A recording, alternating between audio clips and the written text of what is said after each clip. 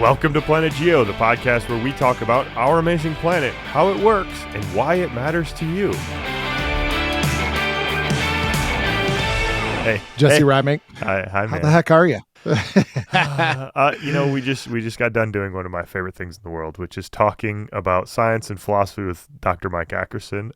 Full disclosure, him and I are pretty good friends. One of my closest scientific, not really collaborators. We haven't collaborated on a lot, but we talk a lot.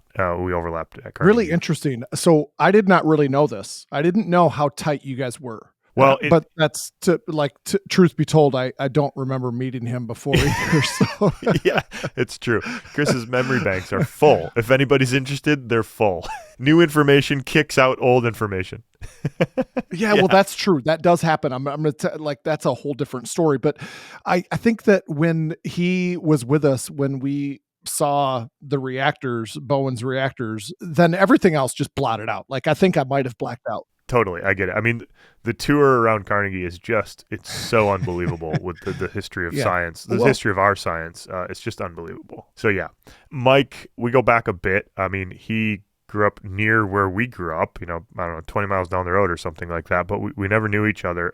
He did his undergrad at Michigan State University, and then he did a master's at University of North Carolina, and then he ended up doing a PhD at a place called Rensselaer Polytechnic Institute, which is a small technical college. It's a sort of a engineering school that had one of the most, I don't think this is arguable, Bruce Watson was his PhD supervisor, who's probably the best experimental petrologist of his generation, and just established this amazing research group there. And Mike did his PhD there. And then Mike and I overlapped at Carnegie where we did our postdocs together. So we overlapped for several years there, and we became kind of close because it was at the beer hour, and I showed up and I'm meeting people, and Mike sidles up, and he's got a big beard. He's got a bald guy, and he's kind of like, "Oh, hey, what's up? Where are you from?" And I'm like, "Michigan." He's like, "Oh, me too. Where in Michigan?" I was like, "Oh, west side, southwest corner." He's like, "Oh, me too. I'm from Grand Haven. Where are you from?" "Oh, Hudsonville." And then we go through it, and like his parents are both teachers. My parents are both teachers. He had geology in high school. I had you. So we had this like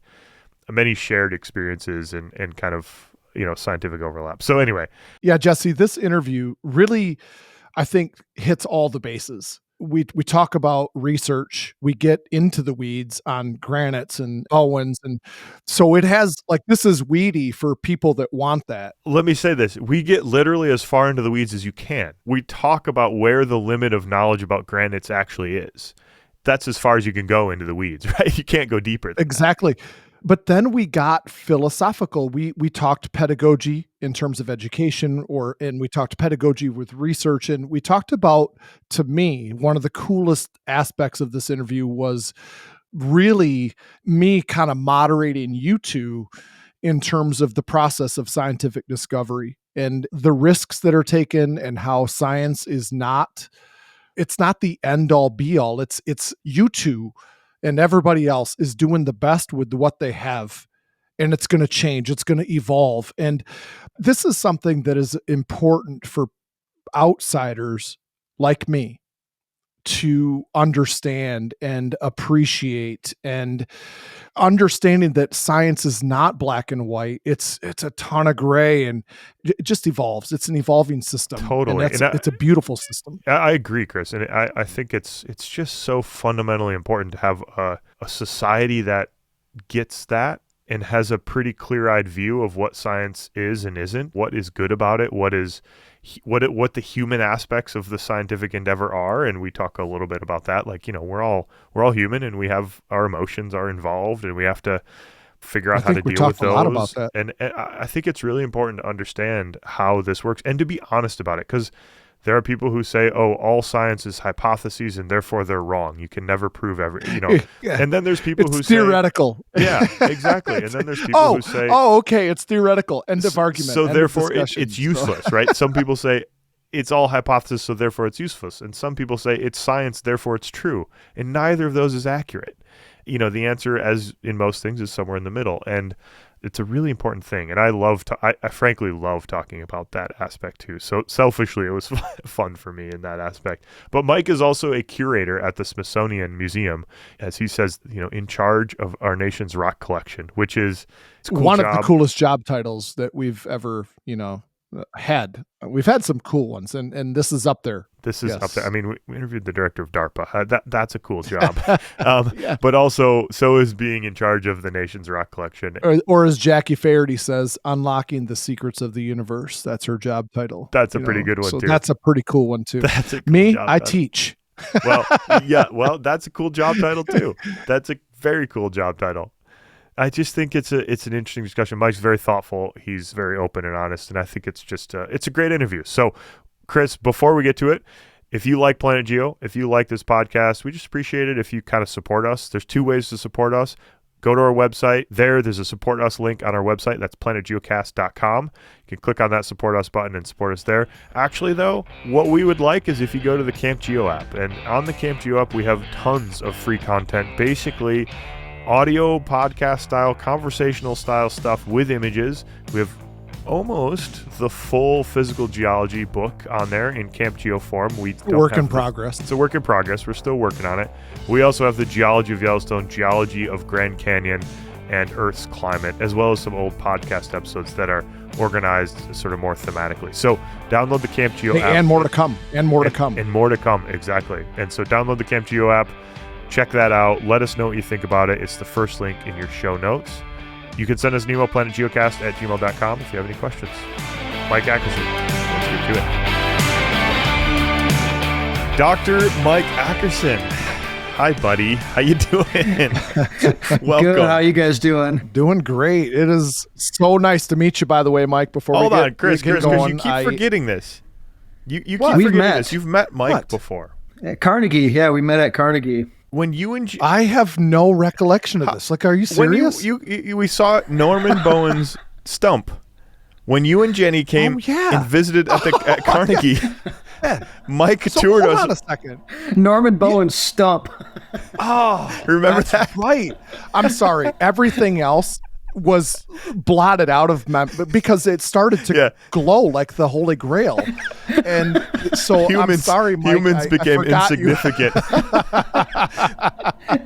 That's really bad to say. That 2.5 hours that Mike toured us around the Carnegie Experimental Petrology Labs are wiped out in Chris's memory because Norman Bowen's stump. All I focus on, I still tell the story, but Mike is left out of it. I tell the story to my students. That is The so stump good. just appeared out of nowhere. Yeah. yeah, that's right. That Mike, is were so you good. bald back then too? Yeah, I've been bald since I was in my early 20s. Puberty. Which, pre-puberty. Yeah. I know. I was He actually just never grew there. So for the listener, Mike, we go way back. The funny story, we met at Carnegie. We were postdocs, sort of in the sort of early stages of our careers, but we also grew up like 20 miles away from each other and never knew it. And we're sort of similar age. And so that leads us into our traditional opening question, which is, Mike, how did you get into the geosciences? Nope. I have another question first. Okay. Sorry.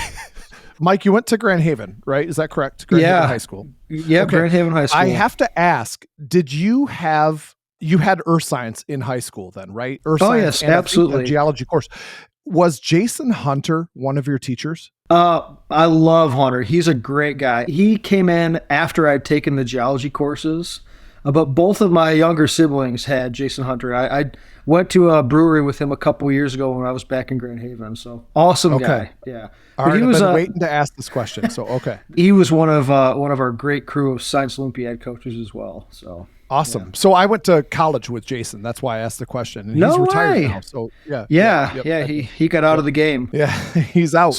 He's out. So Mike, you had geology in high school. Was that the initiation for you? Yeah, we had Earth Science. I did Science Olympiad, which is a great program for people who want to be a science nerd out of school hours. So I did all the Earth Science events and that. That's what really got me into it. Like they had Dynamic Planet, Rocks and Minerals, Fossils. Oh, really? So it was Science Olympiad that got you into geology specifically. Like you were kind of interested in science generally, but that was the Yeah. So that's what really, we would go on, my parents are both K-12 public school teachers, retirees. So we had another thing we share in common. I know. It's the all three of us. Oh my gosh. All three of us. I know. Yeah. That's right. We're cut from a mold here, from a weird part of West Michigan that for some reason produces a lot of igneous petrologists. It really does. Yeah. Oh my gosh. Yes. It's a good thing though. There's something in the water. It's called a lack of igneous rocks growing up. I mean, you see drumlins if you're lucky, Yes. We've gone through withdrawal.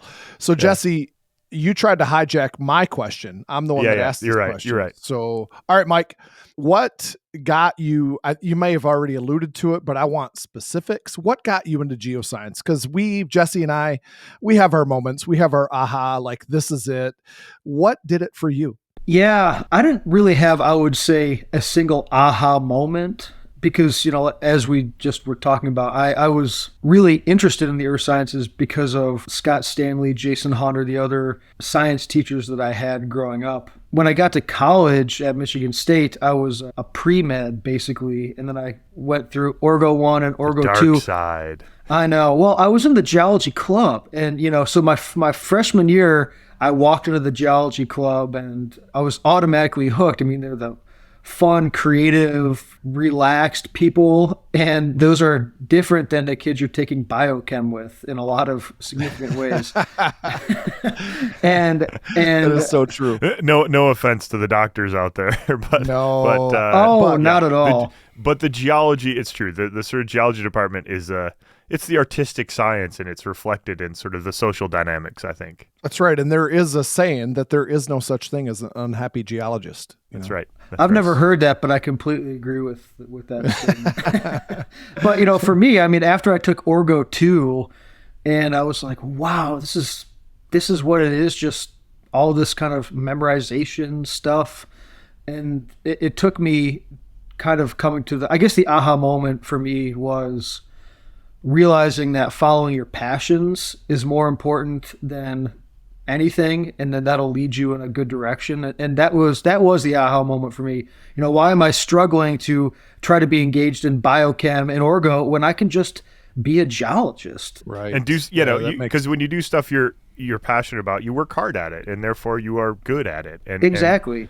And, I think that's really it makes it easy. Advice. It makes it easy to work really hard when you care deeply about something on like a philosophical level. Yeah. Yeah, mm-hmm. Absolutely. Mike, for the listener, we were at postdocs together. We were applying for faculty jobs together for many years. And we kind of went through this system a bit and, kind of together. And I remember at a time, you're a curator at the Smithsonian now. And I remember when you had other options, let's put it that way, at the time you were debating this. And I remember when you made the decision to take the job at the Smithsonian, you used a beautiful turn of phrase. You said, dude, I have the chance to be in charge of our nation's rock collection. How could I turn that down? And I don't know, as a rock collector, that just I got chills right now just saying that. I mean, what a turn of phrase. So can you maybe describe not like what you do, but more like what it means to you? And how, I don't know, the emotional side of it maybe? Because I know that, that's a big driver maybe. Yeah, first of all, I got to comment on the fact that my eloquent quote started with "dude." dude, it's just so good. Dude, it's the National Rock and Ore Collection. Yeah. Yeah, when we get you guys out there and see the rocks and talk about them, you'll get a good firsthand experience of the importance of something like the National Rock and Ore Collection. It's a repository of the history of our respective fields in geology.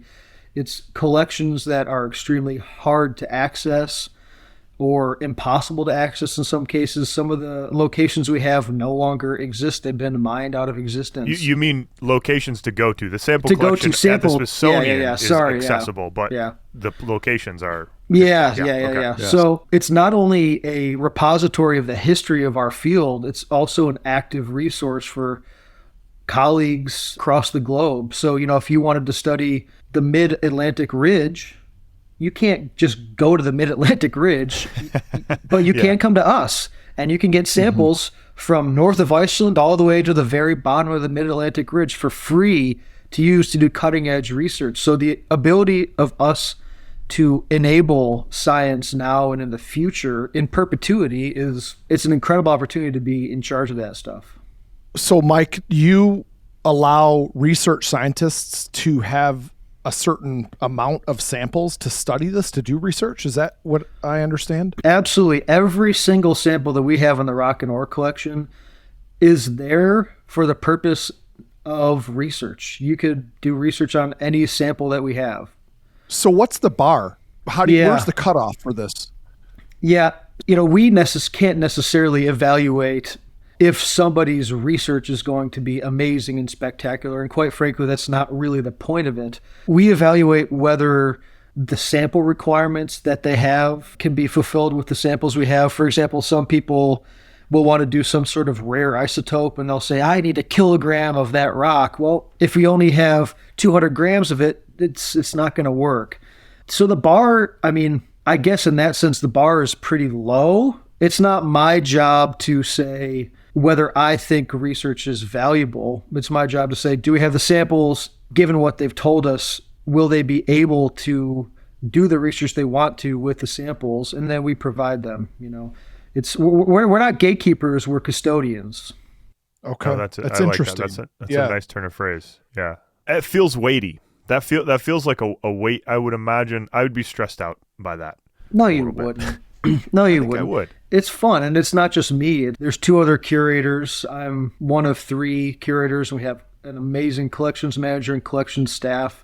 It's not me sitting around being the arbiter of what samples come in. It's a community of people that are working together to discuss what samples we can take. I think there's also a misconception of the Smithsonian as this endless repository and font of human knowledge, but we do have to be very selective on what we take because we're resource limited in terms of the human capital, because every rock that comes in is painstakingly cataloged and put into our collections, because 300 years from now, somebody might want to use that rock that, Wasserberg used, or some of the great giants of our field collected these rocks in remote locations.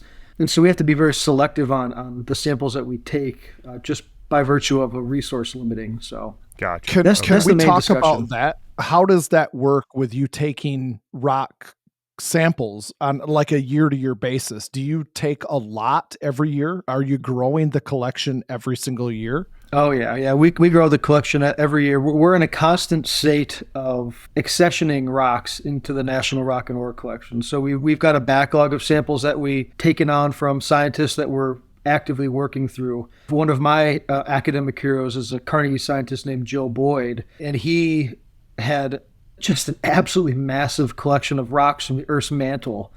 And those were donated to our collections a long time ago. We're still actively getting those samples from boxes cataloged into our collections. So it takes quite a while to do this because we're extremely thorough with the documentation of getting samples into the collections. But that means then that somebody 300 years from now who uses the same type of machine that I use that Joe Boyd created can say, I can use the rocks that Joe Boyd collected, one of my academic heroes from 300 years ago. I can use the same rocks that he was using to understand the composition of Earth's mantle. It's just crazy. That's so cool. Yeah. That's so cool. Yeah, that's okay, amazing. we got to do it. Chris, we got to go down to Smithsonian. We can do a live podcast episode from the collections and look through them and pick our favorites and, ooh and ah over it all. That'd be so cool. Absolutely. 100%. 100%.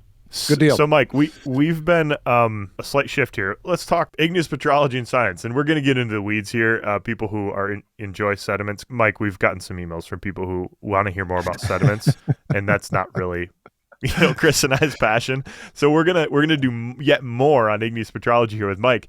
We've been talking about Bowen's reaction series. We've got a couple episodes where we kind of talk about the vagaries of Bowen's reaction series.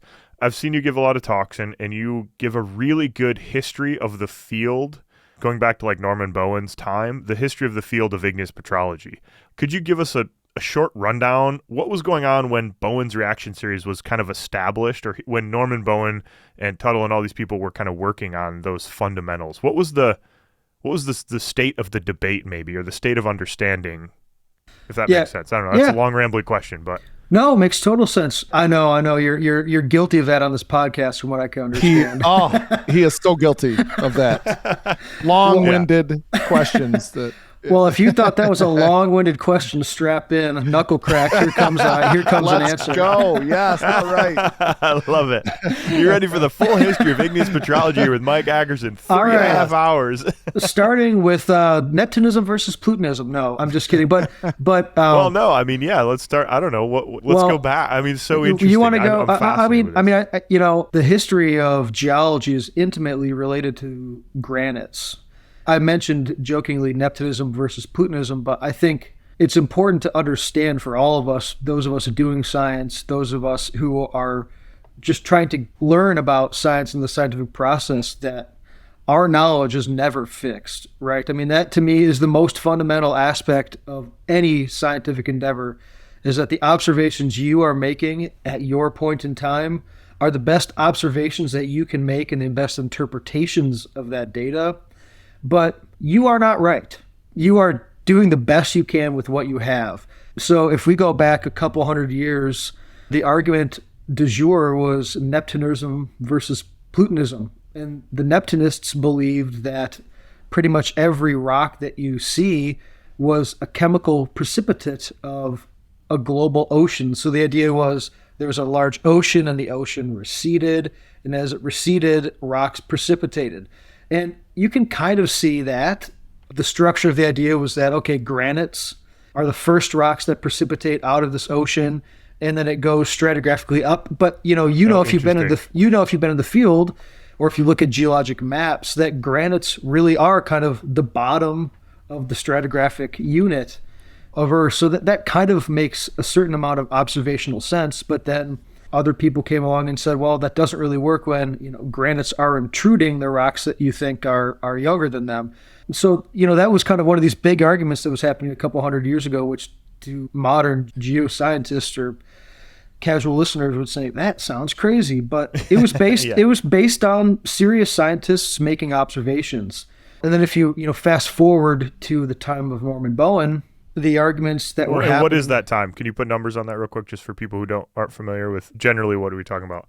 Just generally, I mean, 200 years. 150 years, maybe 1900s. I think, yeah. Yeah. So fast forward to Bowen in the early 20th century. Yeah, and the argument that was happening then was whether granitic rocks were formed from cooling and crystallization of a magma chamber. And spoiler alert, if you're listening to this podcast, you guys talked about Bowen's reaction series a couple times. So most of us believe that granitic rocks have a primarily magmatic origin. So they're derived from molten rocks that cool and crystallize. But the opposing view was the idea of granitization, where basically you can create granitic rocks through water, hot water, coursing through bedrock and changing the composition toward a granitic composition. And one of the reasons, again, to somebody taking a modern igneous petrology class, you basically would never hear this granitization theory. It's basically been debunked. But people were making these arguments based on sound field observations. One of the primary ones being what you may have heard of as the space or the room problem. What, can you give? Yeah. So basically, if you look at a granitic rock, a huge blob of granite. I also heard you guys. I listened to your Yosemite podcast. Awesome. Okay. But Yosemite is a massive blob of granite, which, if I recall, Chris thought was the most boring part about Yosemite, but it's the most interesting. Give him a hard time. Yeah. Tell him it's not. That's not true. That is not true at all. You misunderstood what I was saying. Roll back the tape. Yeah. But anyway, I know this is long-winded. I apologize, but that's okay. No. Keep going. You're setting the stage. So if you think about how a large batch of granitic magma could get into the crust, if you follow the idea that granites are formed from magmas, you have to make room in the crust to get that magma into the crust. It doesn't just magically form a gigantic blob of magma in the upper crust. Something has to give. You have to create space. One of the main contrary to the core, the Earth is the movie The Core. The Earth is not filled with diamond cavities down gigantic amethysts at the 660 discontinuity or something. Right.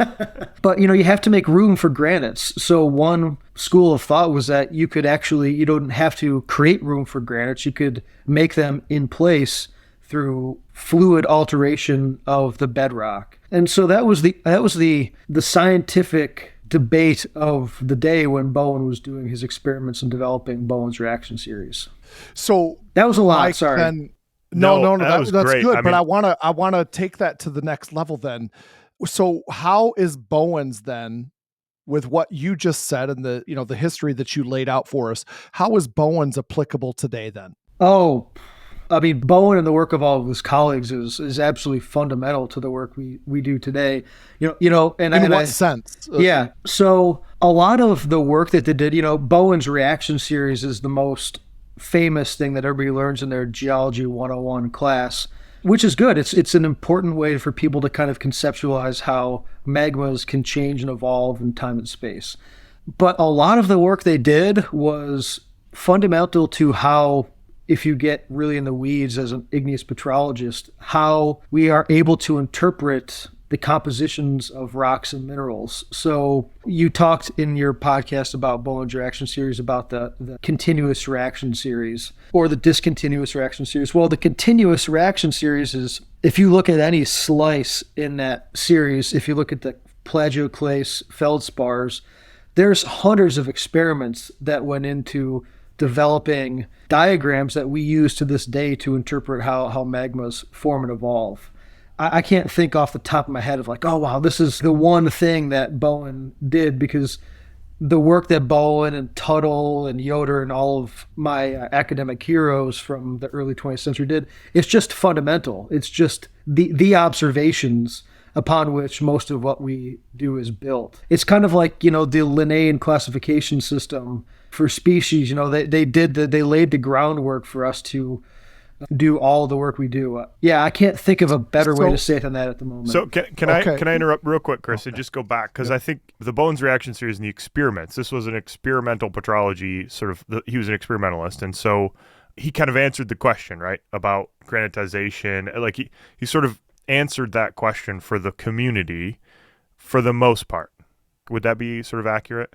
Yeah, he made a strong case with his experiments and comparing those to granites and volcanic rocks, that you can produce the compositions of rocks that we see on Earth with magmas. Before they had done that, nobody could demonstrate that, hey, I put a little piece of rock in an experimental apparatus and I can actually show you how the compositions match the compositions that we see in nature. So that was the big contribution that they did that kind of ended the granitization versus magmatism debate. Sorry, Chris, I interrupted there. No, that's okay. So. Are you good, Jesse, with that? Yeah. Okay. I mean, no, Mike, I want to ask 1,000 more questions, but I know, me too. Now. Me too. Mike, I'm, as an educator of just introductory level geology, we talk about Bowen's reaction series. I'm interested to hear your take on the shortcomings of Bowen's reaction series.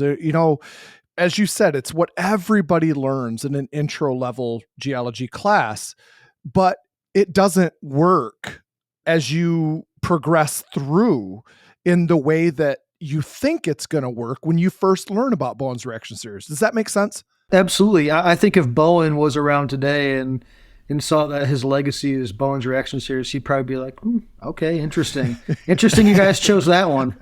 Yeah. Okay. Right. That's a funny way to sort of put it. That's the one that you named for me. Well, I wouldn't have picked that one. Thanks. Yeah. Not the albite anorthite phase diagram. Come on, guys. Give me some credit here. Yeah. Yeah. No, that's an interesting point. I mean, because in Mike, we talked about this in an episode previously about how, to paraphrase, you got to lie to students when you're teaching the introductory basics, you got to present a simplistic version of, the idea, which is inevitably, especially in geology, wrong in many instances, but you have to give them something, right? And so thoughts. Yeah, no, yeah. I mean, I agree. And, the fact that we're having this conversation is exactly proof of that point, because my answer to that question of, what is Bowen's reaction series missing is, okay, well, let's talk about what a phase diagram is, and let's talk about what all the data that's behind the curtain of Bowen's reaction series and where the shortcomings are really fall into a deeper level of knowledge that I don't necessarily think you're missing with something like Bowen's reaction series. It's a really elegant way to understand the chemical evolution of rocks from a basalt to a granite in a very simple diagram. And if you peel back the layers on that, it gets really complicated really fast because you're not considering things like the space component, the vertical component through the crust, or the effect of pressure, which I know you guys talked briefly about in your second Bowen's discussion. So it gets really complicated extremely fast. And I don't know that that's necessarily the level that an introductory student needs. I don't want to scare kids away from igneous petrology. I want them to try to learn more, Love you it. know? Yeah. Right. Yeah. Hey, Jesse, maybe we should ask Mike where we messed up in our second Bowen's Reaction Series episode. Yeah. That's right. Correct us there, Mike, or add some color to that. I wouldn't dare. You guys nailed it. You guys nailed it. Absolutely. Some people in the field describe igneous rocks as fundamentally metamorphic rocks. And the reason being, and I know you both know this, but for the listener, the reason being that when let's take a granite, when it crystallizes, we think it's around 680 degrees when it's fully crystalline, like it's no longer melted. That's a metamorphic temperature. And so those minerals are and they have to cool down to surface level. If it's Tuolumne intrusive suite or something in Yosemite, those existed for a long time in metamorphic conditions and with presumably maybe fluids around. So is that debate that you referenced about the sort of granitization, this sort of fluids versus magmas, is that debate still in the field a little bit, Mike? Yeah. Valid in some small way? Like, is there a gradient? I guess maybe a better question is there a gradient between these things in your view, I guess?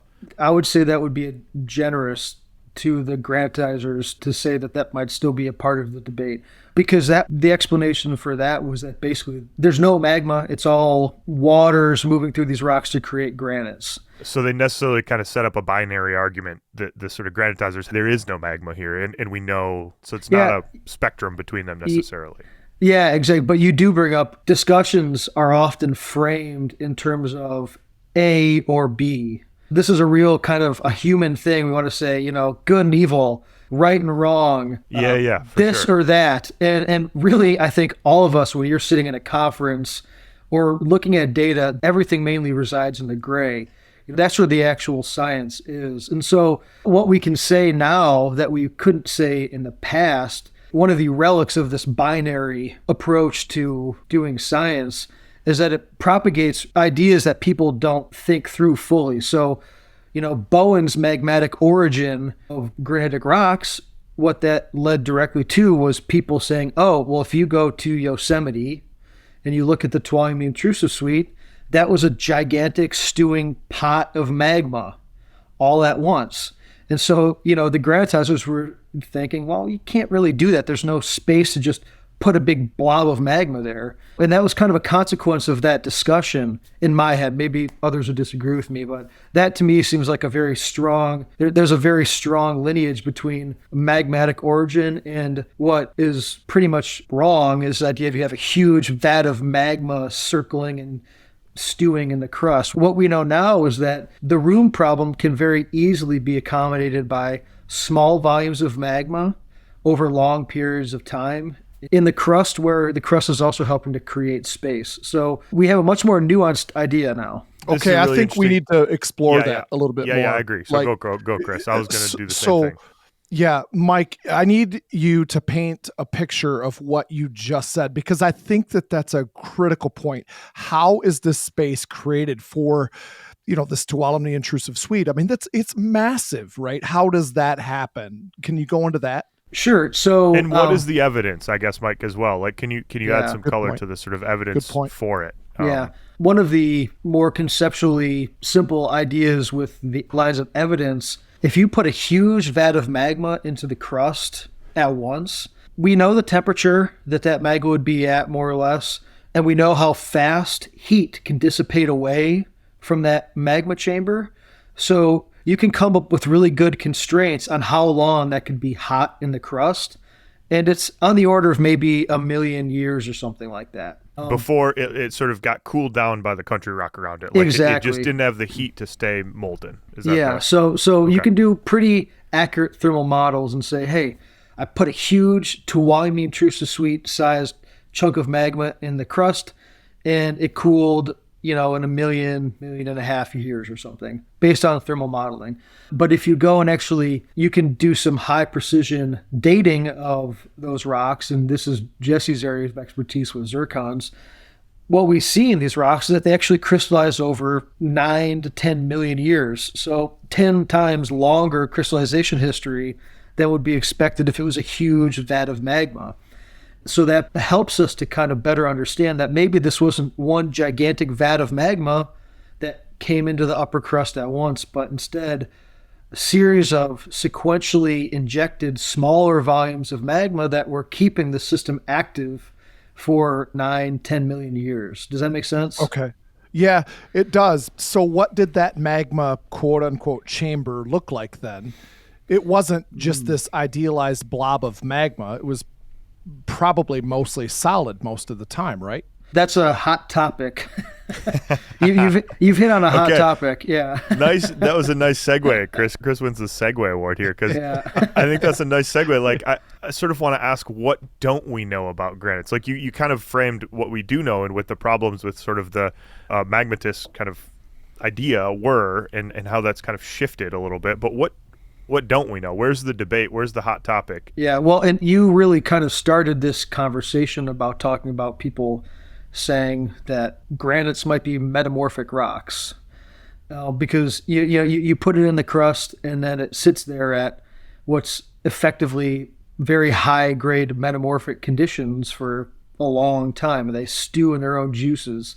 So I think really where debate and interesting discussion is happening right now to me is how we can pry apart the igneous and the metamorphic histories that are retained in these rocks, because that'll help us really to better understand what these granitic rocks look like. Because another component of this that we have not talked about yet is the fact that granitic rocks, when they're forming, when they're hot stewing blobs of magma, they're sitting underneath a volcano. And periodically, magma is being extracted from these bodies and forming volcanic eruptions above it. So it's really not just an esoteric discussion for us to be having about granites. It's really connecting the atmosphere and volcanism and granites. The sort of plumbing system. I mean, from the deep earth to the surface. Yeah, for sure. And that's where the debate is, or that's where our lack of understanding, that's where the limit of our knowledge is at the moment? Well, I think we've got a lot of really cool and interesting tools that are coming out, being developed right now. They're helping us to kind of piece together the igneous and the metamorphic histories in these rocks. And I think that's where the fun debate is because, for example, since we're talking about the Yosemite granitic rocks, there are potassium feldspar crystals in some of those rocks, which, I think you've both seen. Some of these potassium feldspar crystals can be the size of softballs. Yeah, huge. And single crystals. Well, they've got inclusions in them, but effectively single crystals. And this is a great example of what I'm talking about because some people contend that these are crystals that formed in a magma, in a maybe crystal-rich magma, kind of stewing in its juices for a long time. And other people think they're effectively metamorphic or almost quasi-metamorphic crystals. To me, that's a really open, interesting debate. There's great arguments on both sides, but these are such an enigmatic part of granitic rocks. I mean, we don't have a good idea. Anybody can see these. If you walk around a city, you've seen these. Maybe not these ones, but things like this. I mean, a lot of buildings have what we call K-feldspar megacrystic granite, where it's big feldspar grains in a granitic background, basically, or matrix. And, there's tons of places in the National Mall that are, I forget what, I think even the Martin Luther King Jr. Memorial is built out of some of this stuff. Beautiful granite. It's all over. It's beautiful rock. But I find that fascinating that that seems fundamental to me, that we don't understand how these formed. I mean, that seems like pretty... It's maybe not intro level geology, but it's certainly the second year class you would take. It's pretty basic, I would say. I don't know, Chris, weigh in on this. What do you think? I would love to weigh in on this because I want to bring this down to maybe a simpler level if we could do that. Sorry. No, that's not what I meant at all. My mom is asleep right now, so we need to wake Joyce back up. Come on, Joyce. Let's go. So all right, Mike. In any intro level geology class, students are taught, okay, granite, slow, intrusive, cooling, coarse-grained phaneritic crystals, right? How is that wrong? Can we talk about that? I don't think that it's necessarily wrong to say that granitic rocks cooled slowly relative to a volcanic rock in the crust, and that's how you get some of these larger crystals. I don't think that's necessarily wrong. You don't? Okay. No. But a magma chamber doesn't look like how we say that it looks. Where you just have like this the diagram, open space. Yeah, right. yeah. The balloon where you have in the earth. Exactly, this upside down teardrop that is just full of molten juices that are just slowly cooling and crystallizing. And I want to maybe I'll add to that, Chris, because we did this in the Camp Geo thing where we were talking about intermediate rocks, andesites. That andesites have 2 grain sizes. And therefore, when you have 2 grain sizes, it means 2 cooling rates. One where the crystals are growing down in the magma chamber, and then one when they're erupted out and you form kind of glassy or fine-grained stuff when it comes out the magma chamber. And there's 2 cooling rates. But that doesn't map onto granites, which have these 2 different grain sizes. I mean, is that there's a tension there, clearly, but what... Yeah, and the idea of having a large, relatively molten magma chamber, so primarily molten magma chamber, sitting around in the crust, you should be able to see that with geophysical observations. Sound waves propagate much differently through liquids than they do through solids. And there's no geophysical evidence for large batches of magma that's primarily liquid sitting in the crust. And even Yellowstone, like the sort of quote unquote magma chambers that get imaged, it's like 4% melt or 7% melt maybe, which is not what we visualize as mag. It's but mostly that crystal. Seems to be counterintuitive then to just this long, slow cooling that gives you consistent phaneritic crystal sizes. That's the part that... That's a good question, Chris. I think like a lot of granites look very similar to one another. And so if the magma chambers are kind of like so different and take so long and they're these little things, why are they not more different, I guess? Is that kind of what you're alluding to a little bit? Well, I guess I'm trying to wrap my mind around how we get this like consistent grain size in an igneous rock, or granite, I should say, but it doesn't look like the idealized diagrams that we all show to our intro geology students, because as soon as you get to petrology, your professor stands up and says, hey, you need to forget everything you basically learned in intro geology. So yeah, you really feel lied to in these upper level geology classes, don't you? What are you talking about? Yeah. Yeah, that's right.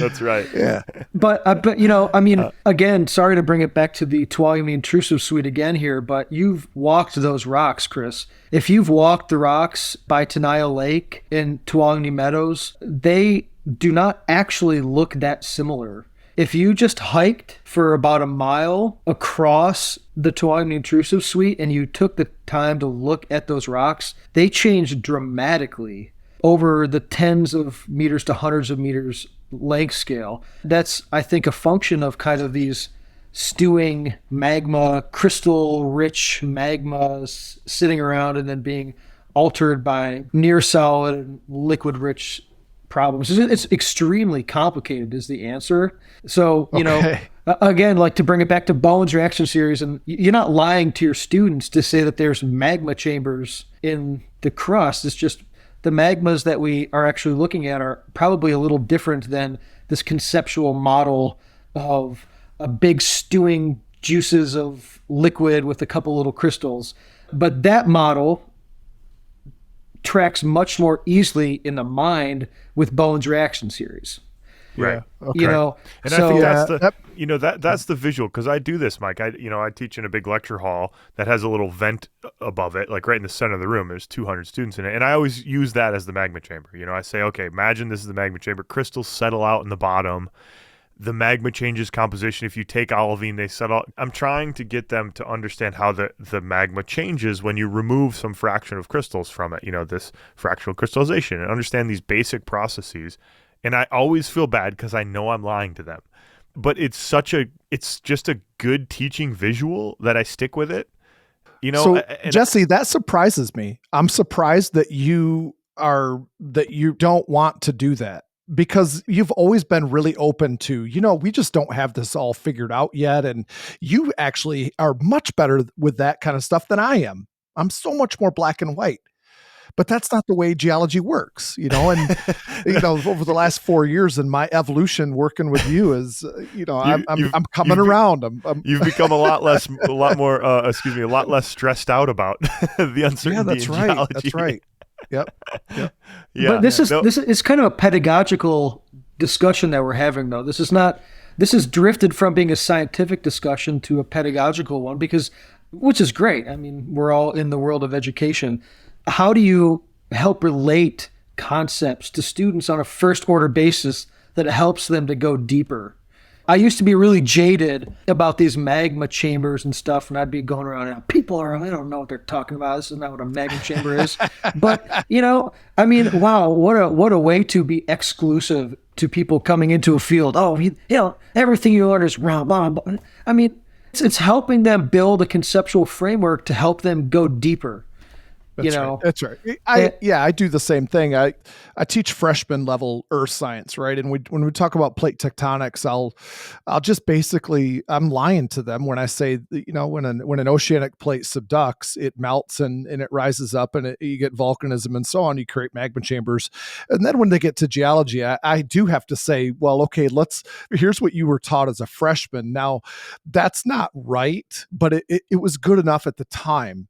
Now let's go into other things and let's talk about how magma's actually generated and so on. So you're right. It's just pedagogy for sure. Don't beat yourself up over it, Jesse. It's no. Yeah. I mean, I don't think that deeply about it, but after 15 minutes after class, I'm like, okay, how could I explain it more accurately and still get most of the people to come along? You know what I mean? Like get them to understand the concept. And I just, after 15 minutes of thinking about it, I realized, okay, no, I'm just going to keep doing what everybody else has done because they probably know best, pedagogically here.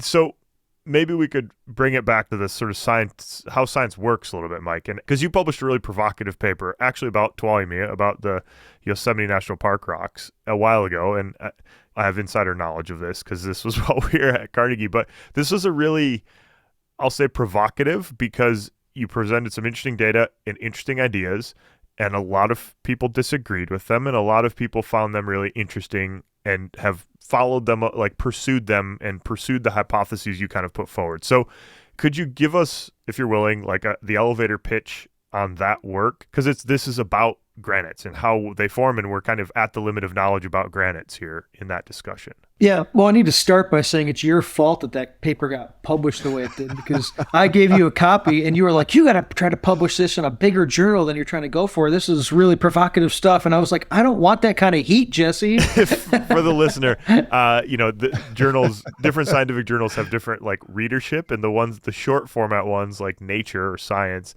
they get a lot of press. They're short format and they're kind of designed for provocative ideas, things that are, as Rick Carlson puts it, interesting idea and it might even be right. It's those kind of things where it's like good ideas and they need to be tested, and this was it. So yeah, I think you had submitted it to a longer journal or something like that. Yeah. And a couple of us, it wasn't just me, but it was a couple of us. You and Steve Shire, yeah. You guys we were like, of this. Dude, go for it, man. This is totally cool. Anyway. I'm giving you a little bit of crap. It's because that actually really helped me to understand a big lesson in science, is that we can't be afraid to be wrong, because if you're afraid to be wrong, you're just going to do the same old stuff and you're not going to learn anything new. And you can't push the limits if you're not going to be wrong. Exactly. A large fraction of the time, actually. I mean, for sure. That's a really interesting thing that you just said, that both of you are actually like admitting to. I think a lot of people would find that astonishing, actually, but I think refreshing. But, if we're all right all the time doing science, then science would be dead in like 5 years, Oh, we got that paper done. All right, igneous petrology, next. Yeah, solved. But I think, solved. Chris, you and I have talked about this a lot because we get a lot of listener questions specifically about studies that are published, some news articles, or they get into the Science Daily or any of these sort of science news things, and there's write-ups about them.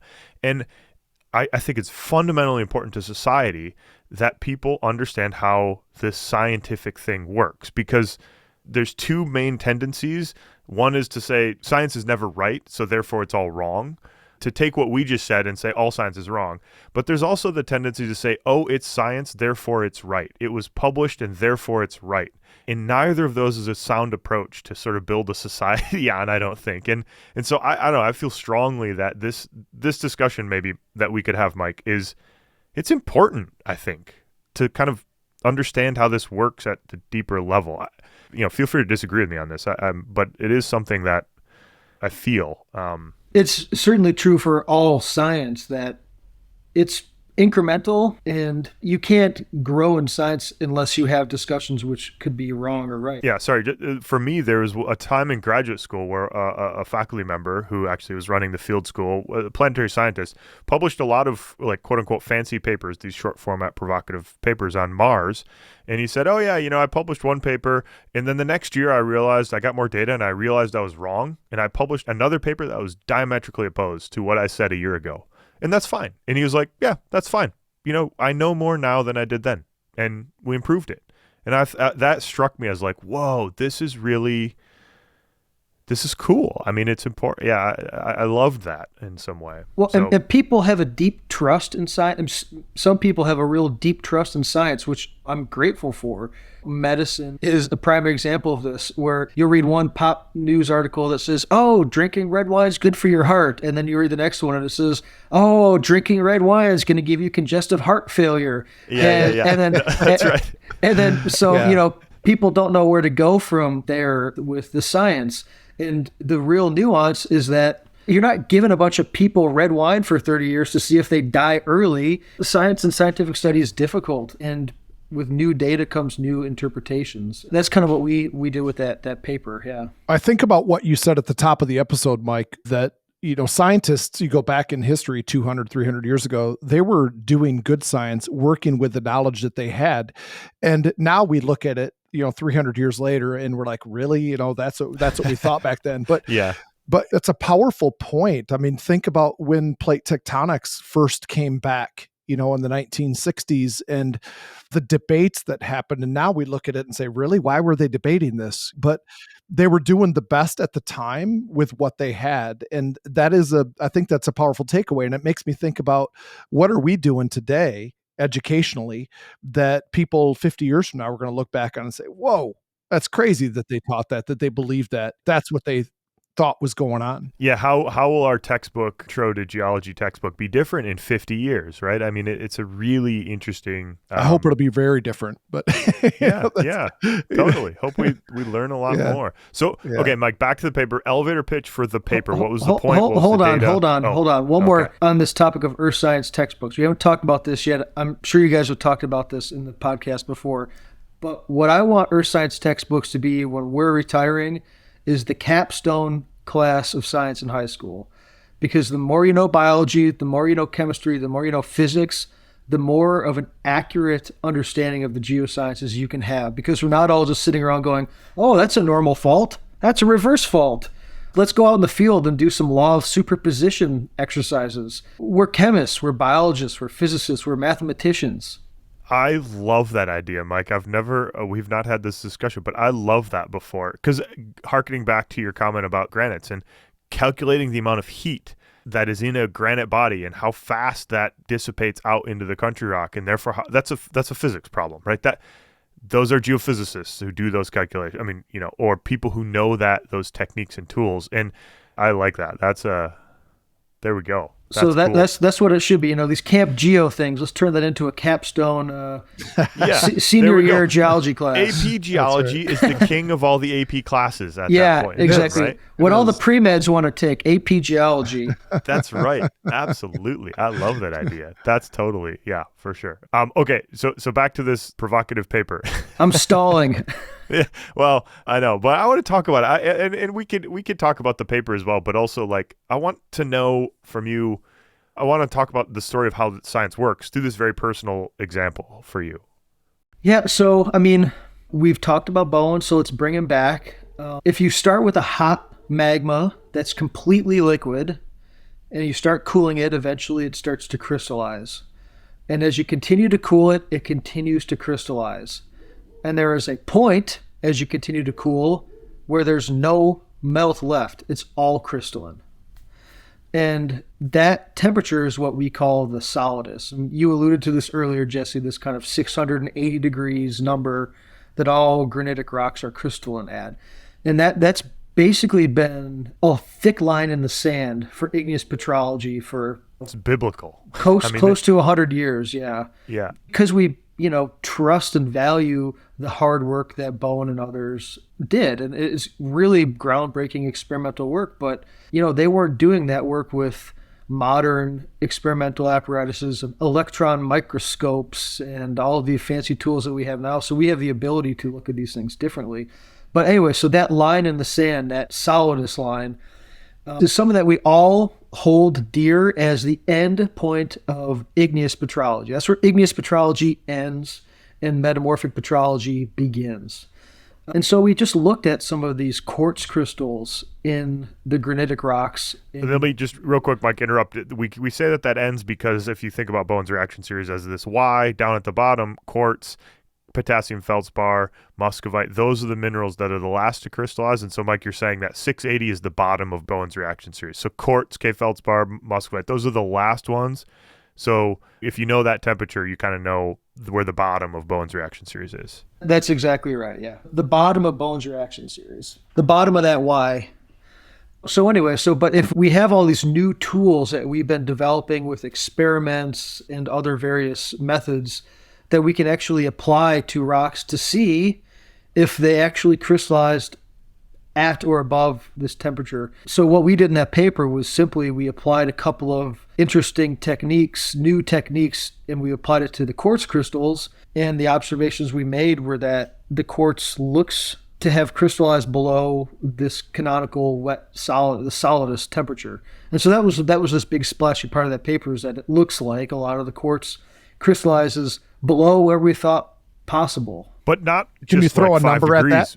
Yeah. Sorry. That was exactly where I was going, Chris. Yeah. So our paper, that initial paper, I think we said somewhere between 470 and 560 degrees Celsius. So potentially like 200 degrees below Bowen's solidus. All right. So what were some of the new techniques, or what were the variables that are different from what Bowen did and came up with the 680? So these are techniques I'm describing are techniques that we can apply to natural rocks. So we have these tools that we call geothermometers, and Jesse's familiar with these intimately with his work as well.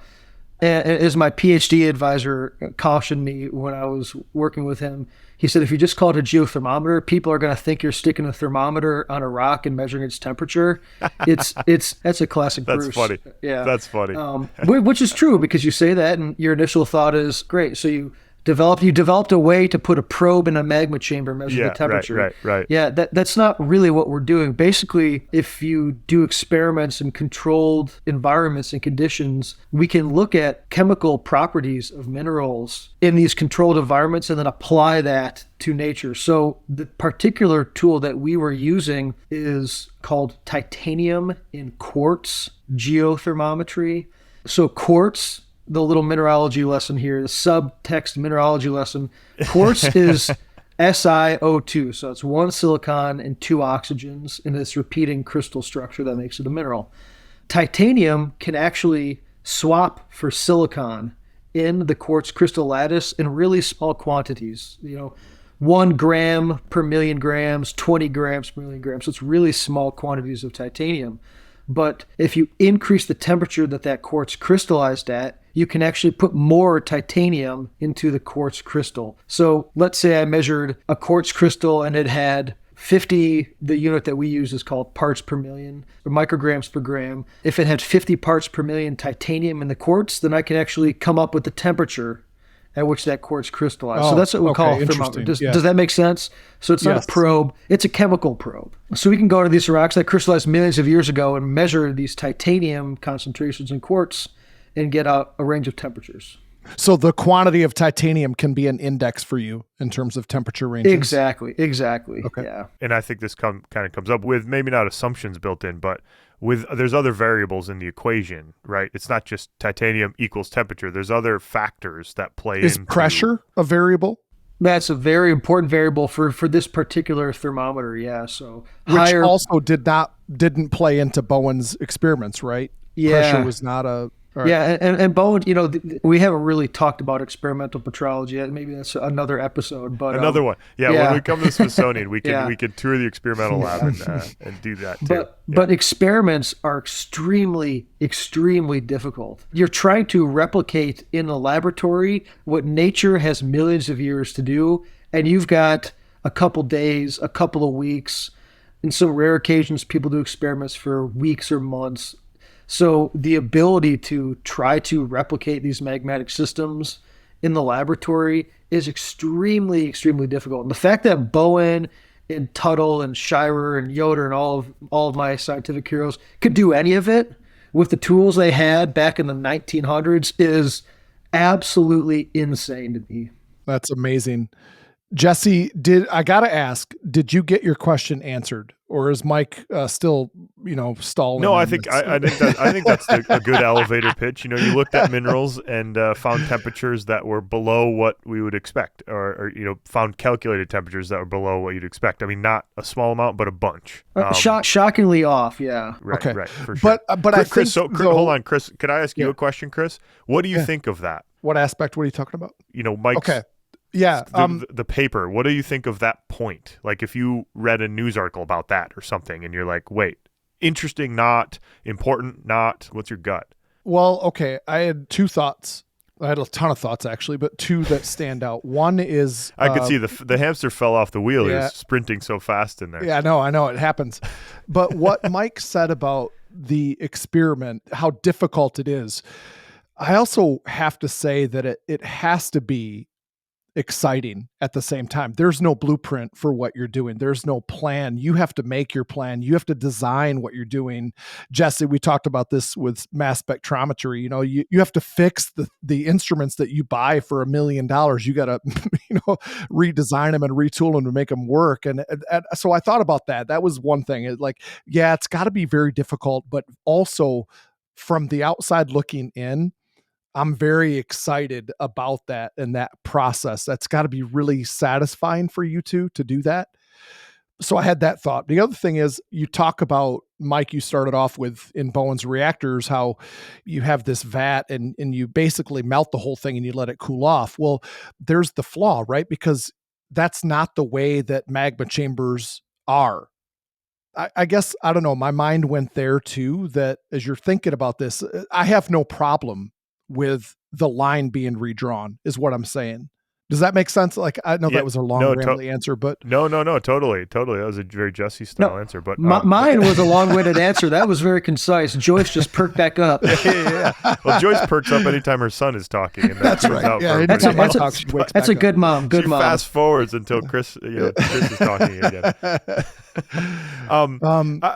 Mike, I know, I was around and talked to you a lot while you were working on this paper, and I know you agonized over it because you knew it was going to be provocative, and it's like you sort of went, not am I right, but are my arguments as sound as they could possibly be? I know you went through that quite a bit because it's redrawing a very fundamental line, or quote unquote redrawing a very fundamental line that a lot of this community has just assumed is correct for a long time. Mike, when Jesse says this is provocative, I'm assuming that you had blowback. Is that right or not? Did you get challenged on this? And like, I'm assuming this was kind of a traumatic thing. No, that's Chris. This is exactly where I wanted to go. So, and Mike, you can make this as personal or not. I mean, truth be told, science can be emotionally challenging as well, and this is just the part of what we do. Some people agonize over their papers to the point where they never publish them, which is even more dangerous than just putting it out there and knowing that people are going to say you're full of bologna sausage, and which is it is hard because I think you guys can probably relate to this. I don't do this for personal glory, right? I want to just be a scientist doing my work. And you just want to solve the problems you're interested in and think about granites all day, right?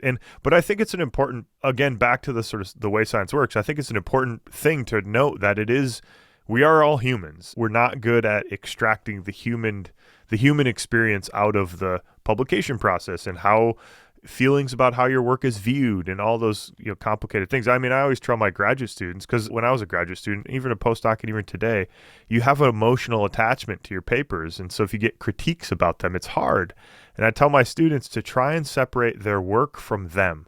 So if somebody critiques or criticizes their paper or their talk, they're criticizing the talk, not you as an individual or not you as a person. And that's an impossible thing to completely separate, but you got to try and do it as much as possible. And I don't know, I felt like I've gotten better at that over time. I'm still not great at it. Yeah, you still feel that pang in your gut every time you get a review back where somebody's like, "You're full of it." Yeah, you're full of it. Or you get that really tough, aggressive question at a conference or something, and it feels like a personal attack, even if it's not, right? And sometimes it is. I mean, some people go on the offensive personally, and that's not the way to do it either. But it's easier to dismiss those people because you're like, "Oh, you're just a jerk." Right, exactly. This is not a good faith conversation. Yeah, that's exactly right. That's exactly right. So your experience, back to Chris's question, like what was your experience? What was your emotions, and how did that blow back or push back or whatever? What did that look like? I mean, so first of all, like if you publish something that you say is very provocative, you should expect that people are going to challenge that, because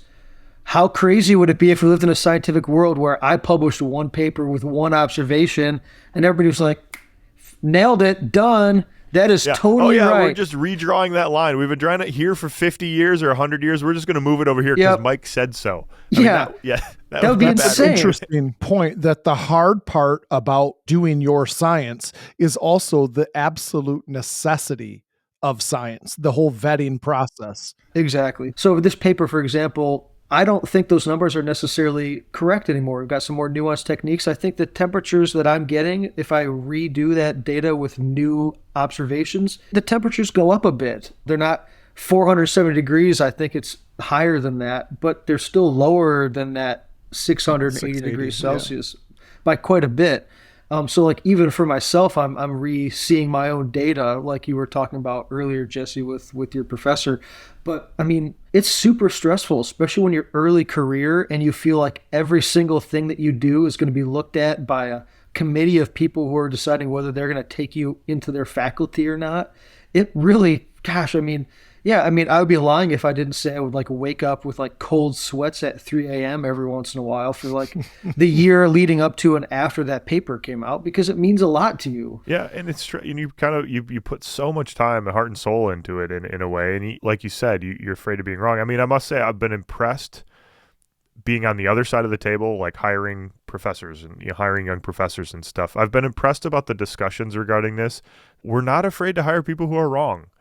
We're afraid to hire people who don't have ideas that might push the community forward. And as we talked about before, part of that is being wrong, at least ending up being wrong. But as long as what you're doing is well-reasoned, you're not going into it trying to be wrong or trying to be provocative. But if you have a story like that you think is well-reasoned, and as you said, Mike, like with the data you have and the understanding at the moment, if you've got the best argument is laid out and it's provocative, great, do that. That type of work. So that, this paper that we published, even if it's dead wrong, what's come out of that paper has been a lot more interesting research that's helped us get a better understanding of our field. That's great. Can you describe that? I want to know what that looks like. Can you just paint like a really short picture about what that looks like? Because again, this is part of the scientific process, a really important part of the scientific process. Yeah. So, we published that paper, and it's just one. I mean, we're focusing on this paper now, but I mean, realistically, it's one of thousands of papers in our field that are published every year. So it's just a very small piece of this puzzle. But other people saw the paper and they thought, well, that's gotta be wrong. And we can test that it's wrong by doing X, Y, and Z. And then so they go and do X, Y, and Z and come up with new data that could interpret the data that we collected in a different way. And that creates a new tool set that wasn't there before. So I'm very happy for that. I'm happy that it has that work that we did inspired other people to either critically approach our data, which a lot of people did, or critically approach their previous interpretations of their data in light of what we wrote, which also happened. So it's just the way science moves forward. If you get a bunch of data and you look at it and you sit around and you just stress out about it like I did, I mean, there's no way I would have gotten that data set and published that data set if I hadn't talked to my PhD advisor and my postdoc mentor and trusted colleagues like you who said, yeah, I mean, this seems worthy of putting into a paper. I would have been too afraid to do that, frankly, if I didn't have the people around me saying, yeah, I mean, you're doing what you have to do to be a scientist. I mean, I've never published something like this that going into it's going to be provocative. I've never been in that situation, but I guarantee I would stress about it in the same way you did and go around to trusted people and ask, what should I do? What do you think of this? Is this sound enough? To be honest with you, I might be afraid if you weren't nervous about it. Yeah, no, that's right. I agree. I agree for sure. Absolutely. I'm not Tenzing Norgay. My exploration is not climbing up Mount Everest. My exploration, your exploration, Jesse, we're pushing the boundaries of human knowledge. You don't do that without some real hard work and toiling. I'm just glad I can do it without an oxygen tank. I can just sit in a lab and zap crystals with lasers and stuff. Yeah, that's right. So fun. I value that perspective a lot, Mike. I mean, how you're actually encouraging the sort of challenging and trying to depersonalize it a little bit so that you can remove the emotions a little bit from it. I mean, it's impossible to do completely, but we're way over time. So let's sort of play this through to the completion. Where's the story at now, would you say, Mike, on this topic? Is it resolved? Is it not? Is it? No. I mean, I think there's a lot of really interesting research coming down the pipe that's related to this topic. People, three options really. You ignore a paper, you challenge a paper, or you use that data and try to interpret the world through that lens. All three of those things have happened. Some people are just like, oh, that another Nature paper, throw in the trash, it doesn't have any value, which I get it. Granite, why not? Granites are 470, not right, wrong. It's a bunch of BS. Which is fine. That's totally fine. But the people who have challenged it have come up with some really cool, interesting observations. It's some of the best discussions I've ever had with people is them being like, how the heck do you think that? What are you talking about? There's this, and that. So that doesn't agree with that. I mean, that's fine. That's helped me grow. That's helped our field grow, I hope. There's also people who have been doing some significant work that's kind of coming down the pipeline to really corroborate what we're saying as well. Yeah. And I think from my slightly out, I mean, I'm completely a biased observer here, but I'm an observer nonetheless. I've talked to colleagues, metamorphic petrology colleagues, who initially were like, nah, that's not right. We know this stuff. And then now they're like, wait, I've seen it. I saw a paper that was talking about granites, and actually I thought of Mike's work, and reframing what they're thinking about the temperature conditions of contact metamorphism, where granite intrudes and that heat metamorphoses stuff around it. So it's at least making people think more deeply about their assumptions in some ways, Absolutely. Which is kind of the point, right? And also it spawned many PhDs worth of work. Like many PhD projects are the stuff you say is coming down the pipe. It's not like you working on one paper. It's full PhD projects, multiple full PhD projects, kind of either testing this critically or building off of it in some gradient between those things. Yeah, exactly. Which is cool. Must be very rewarding. Not to oversimplify, but it's kind of like when you enter into an intellectual discussion with somebody and you disagree. I've never had an argument with somebody and walked away and not come through that a better person, because when you have this disagreement, then you just sit there and you perseverate on, why do I believe and why do I think what I think?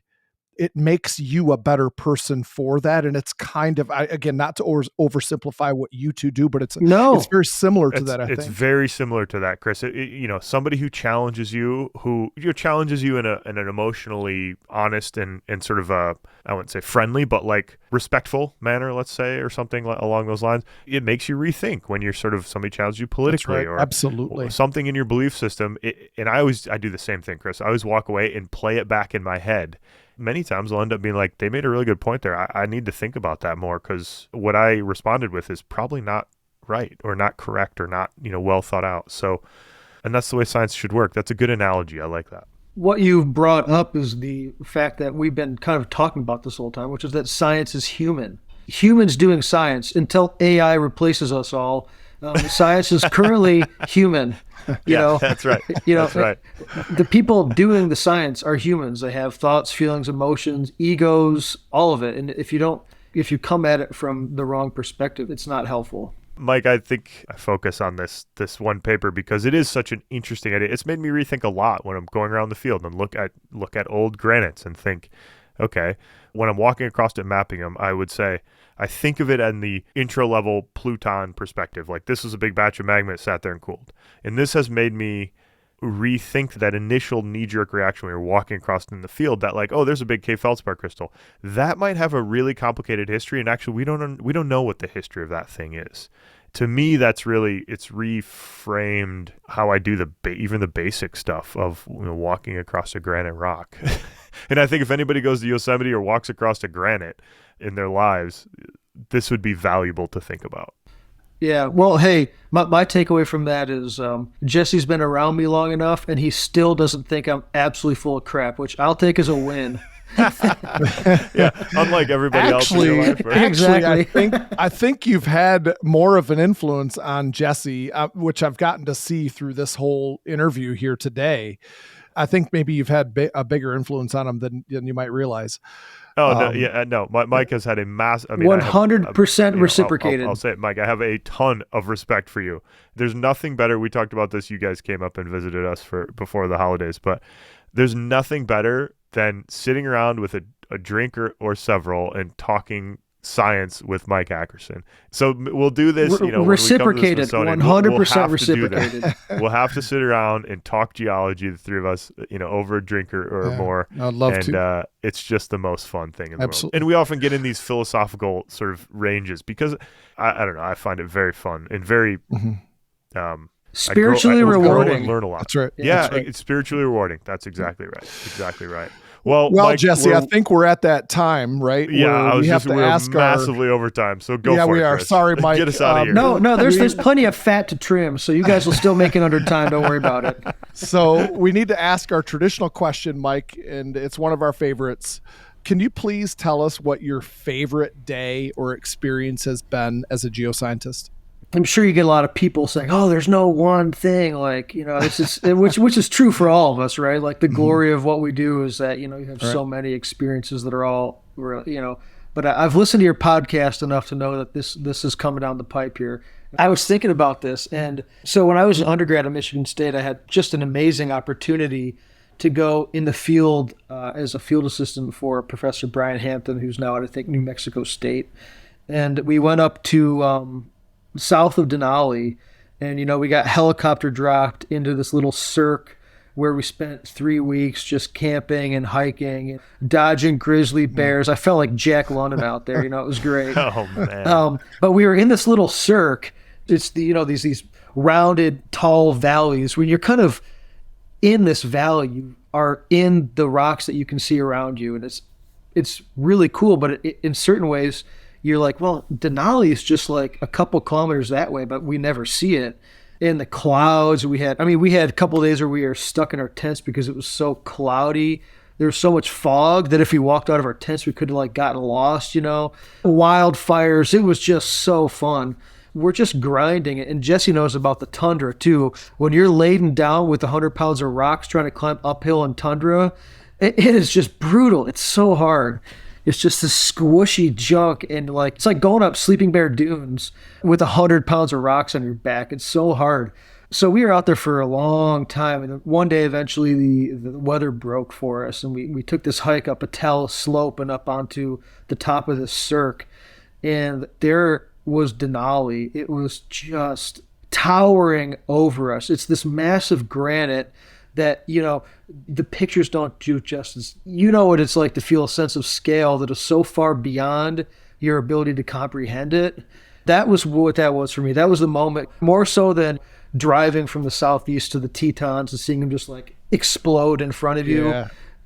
which is also an incredible feeling. Being out there, busting our butts for weeks and having this really special, we just basically climbed up there to do field work and we just sat there for hours, just watching Denali just be. For me, like, this is as close to spiritual as I get, being rooted in this experience of overwhelming beauty and majesty and feeling a deep, for me, the spiritual's connection is the scientific thing. Like, it's this wonder at this world we're in, and seeing Denali with, midsummer sun in Alaska for hours. God, it was just incredible. That really opened me up, sitting there like crying and stuff. It was incredible. For sure. Oh, that's so good. So good. Mike, well, we won't do that this summer, but we'll sit on some really old rocks and we'll get philosophical and spiritual about it a little bit.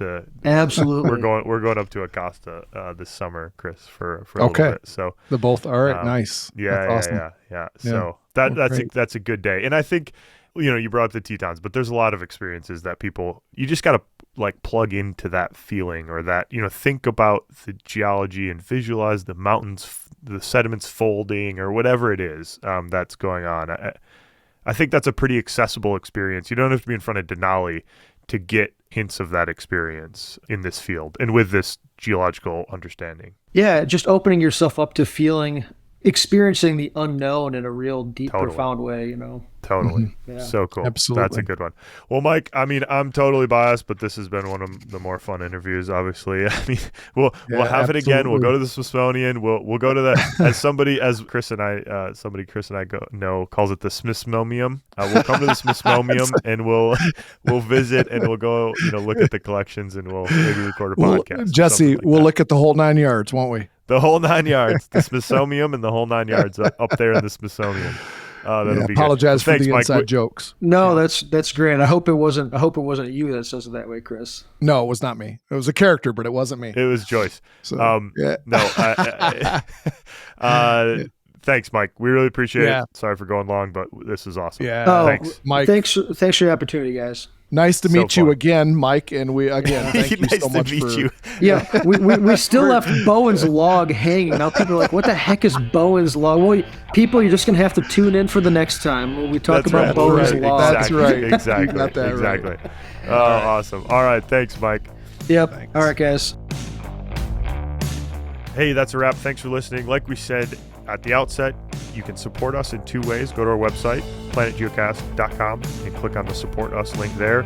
Also, you can find old episodes. You can learn more about us. Our website's got some decent content there. Learn about Camp Geo. You can find a link to the Camp Geo app, or go to our app, the Camp Geo app. First link in your show notes. That's the other way to support us. Send us an email. We're planetgeocast@gmail.com, and you can follow us on the social medias at Planet Geocast. Cheers.